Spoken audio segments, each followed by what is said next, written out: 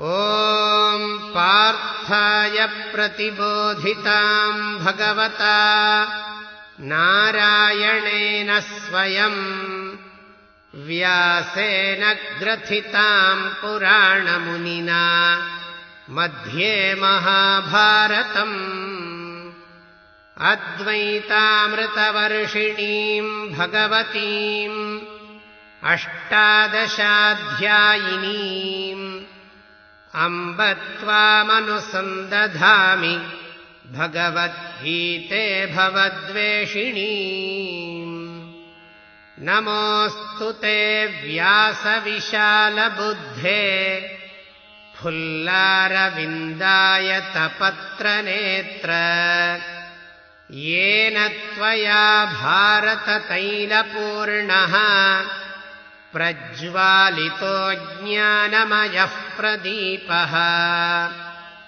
प्रपन्नपारिजाताय स्तोत्रवेत्रैकपाणये ज्ञानमुद्राय कृष्णाय गीतामृतदुहे नमः।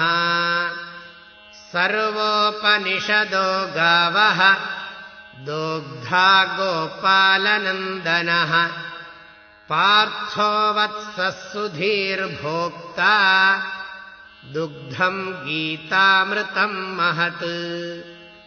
वसुदेवसुतं देवं कंसचाणूरमर्दनम् देवकी परमानन्दं कृष्णं वन्दे जगद्गुरुम्।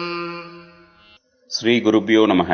தேனி வேதபுரி ஸ்ரீ சுவாமி ஓம்காரானந்தர் அவர்களுடைய ஸ்ரீமத் பகவத்கீதை என்ற தலைப்பிலான அருள் உரைகள் 2016 ஆகஸ்ட் 25 வியாழக்கிழமை ஸ்ரீ கிருஷ்ண ஜெயந்தி அன்று முதல் தினசரி வாட்ஸ்அப் வாயிலாக அன்பர்களுக்கு பகிர்ந்து கொள்ளப்படுகிறது. இந்த அருள் உரைகளை மொபைலில் பெற 7708231122 என்ற எண்ணிற்கு உங்கள் பெயரையும் வசிக்கும் ஊர் பெயரையும் வாட்ஸ்அப் செய்யவும். கற்பவை கற்போம், அதற்குத்தக நிற்போம். ஹரி ஓம்.